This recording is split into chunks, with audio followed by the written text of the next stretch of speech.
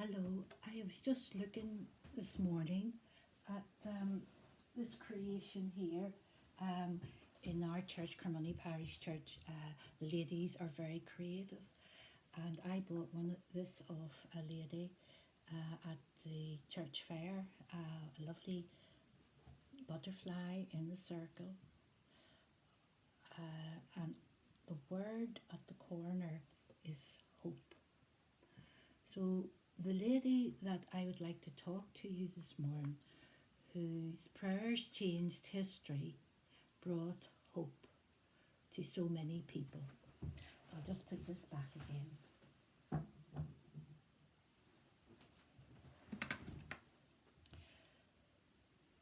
One of her prayers, she would say, "My Father, quiet me, till in your holy presence hushed, I think my thoughts with you." And two of her famous quotes, and she had many quotes. He said, "Love as I have loved. We cannot love too much." And another one can give without loving, but one cannot love without giving. So the person I would love to talk to you about is called Amy Carmichael.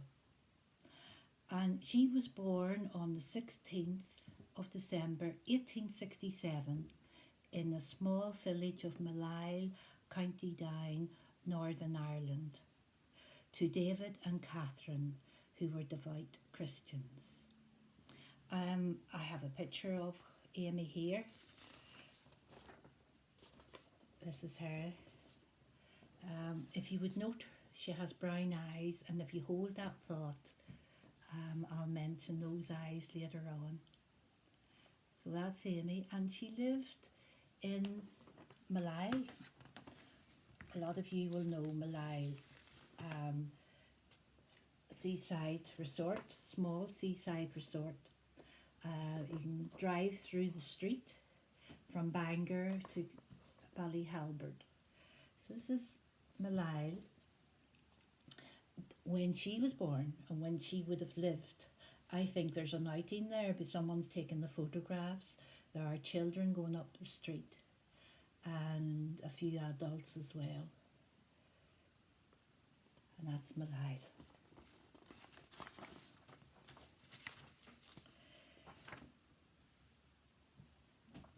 She was the eldest of seven siblings. The family then moved to Belfast at her father's wishes, who then died a few years later. When she was 17 years old, Amy was on her way home from church in Belfast when she came across an old poor lady carrying a heavy burden, carrying a bundle. And the woman was in rags. Amy, along with her two brothers, took the bundle from the woman and helped her along by the arms. Some people who witnessed this disapproved, and as Amy plodded on, she was made to blush and have a sense of shame for associating publicly with such a woman. As she passed by a Victorian fountain in the street, through the grey drizzle, she thought she heard a voice saying, "Gold, silver, precious stones, wood, hay, stubble, every man's work will be manifest." And so these words stayed with her, and she went home and she went into her room, closed the door, and as she said, closed herself in with God. And what happened that day would change the course of her life and priorities. Amy soon became the founder of the Welcome Evangelist Church in Belfast, as she felt led to reach out to middle girls. At that time there was maybe 500. They were called Shawleys. girls who were too poor to wear hats. They used their shawls to cover their heads. Um, she went into the slums to fetch them. She was criticised again for doing this and looked down by people. When a large number of Shawleys were coming to church, Amy had no other choice but to find another building for them to worship, and she was glad to do this.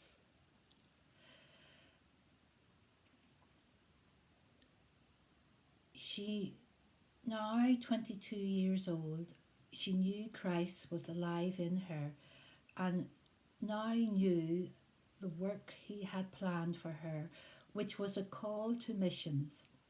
After another call to work with middle girls in Manchester in 1889, she then moved overseas to help in missionary work despite now suffering from neuralgia, a disease that would make her whole body weak and ache.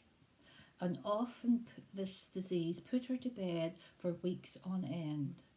Still, she applied to the China Inland Mission and stayed in London at the Women's Training House, where she met Mary Guinness, a missionary to China, who encouraged her to chase missionary work.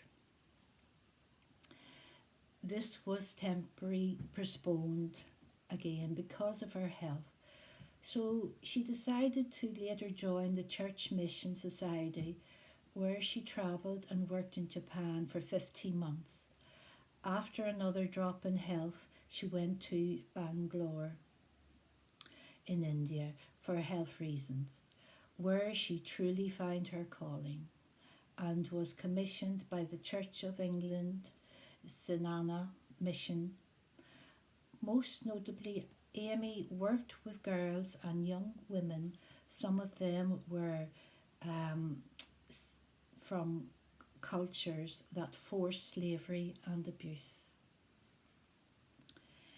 In 1901, she founded the Dohnavur Fellowship, which transformed into a safe haven for over 1,000 children.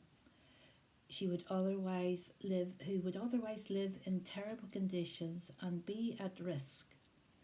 So I have a picture of Dohnavur Fellowship building as it was then.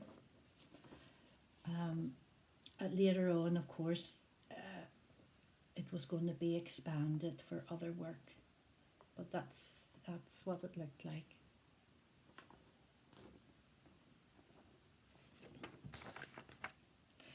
Through respect of Indian cultures, workers of the establishment dressed in traditional Indian clothing and give the children Indian names. Amy dressed in Indian dresses and even darkened her skin with coffee. And her eyes were brown, so she was well and truly accepted by the people or wherever she went. When she was a child, she was praying that her eyes would be blue. But now at this point, she realised that she was given the right colour of eyes. She often travelled for distances to save a single child from dire states. She had what were called the Starry Cluster to help her, who were Hindu but now followers of Jesus. These women were cast out by their families. They were now working with Amy, and now they were called the Light of God, shone brightly through their lives. The first girl they came across and saved was a little girl called Preena, who was given to be married to the gods. She was to be trained to tend to the Hindu temple and the priests who served there. In reality, and the children were being groomed for a life of abuse. Prina escaped again and again and eventually was brought down and brought back every time. Eventually, she escaped one more time and she made her way to Amy, who cared for her, refusing to return the child back to the temple. In 1932, Amy was severely injured after falling and remained this way for the majority of the last 20 years of her life. And in 1951, at the age of 83, she passed away in India. She had requested no headstone, rather that the children she had cared for to put a bird bath over the grave with a simple inscription, Amma, A-M-M-I-A, which means mother. She had served in India for 55 years as a Christian missionary in the work God had called her to do. During her journey, Amy was not just a missionary and procurer of modern social work. She also wrote 6 books of her life, and she wrote about 30 books, and of Japan and India. She wrote devotionals. Carmichael College in Morayfield, Queensland, Australia is named after her. She is remembered in the Church of England with a script of words. On the 18th of January, Amy Carmichael, founder of the Dohnavur Fellowship, spiritual writer as well. Queen Mary sent her money for the fellowship in her lifetime. And as time went on, in 1948, India outlawed temple abuse. The Dohnavur Fellowship continued and expanded, now with 16 nurseries and a hospital, a house of prayer, an orphanage. All children were brought to Dohnavur would be sent for education in the 6th grade. And in 1982, baby boys have been adopted out rather than remaining in the community. I have one more picture of Amy, and they say a picture can say 1,000 words. So after her story, I'll show you what happened to her. A little girl from Malaya on her journey to India, and all that she achieved and she prayed for, and she changed history. So this is Amy now.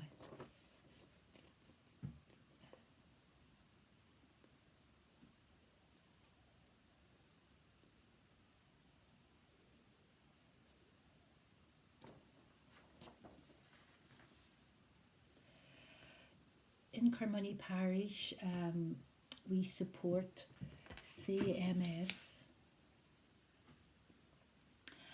Ireland, and we have a lovely lady and her team who coordinate all this for us, to bring us back news and keep in contact, and we support a project. We have booklets sent to us, Praying in Mission, and it's a diary of maybe 2 months, every day what to pray for missionary work.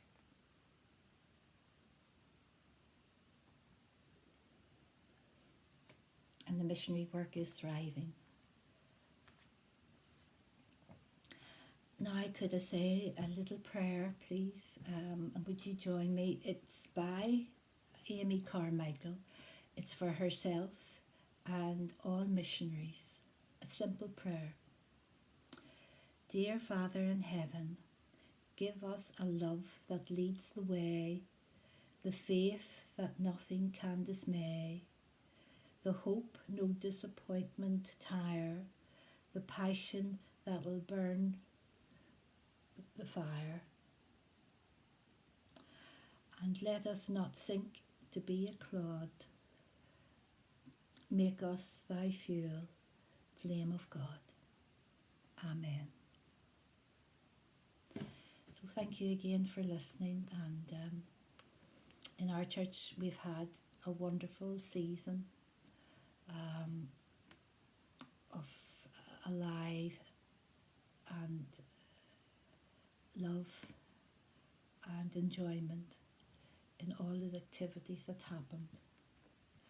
And so now July and August are here. Hope you all have a lovely rest. Time to go away if it's on a day or for a week, or if you're even going abroad. And thank you for listening. There should be Andy or Carol or Sharon here next week with another story for you too. Take care and every blessing.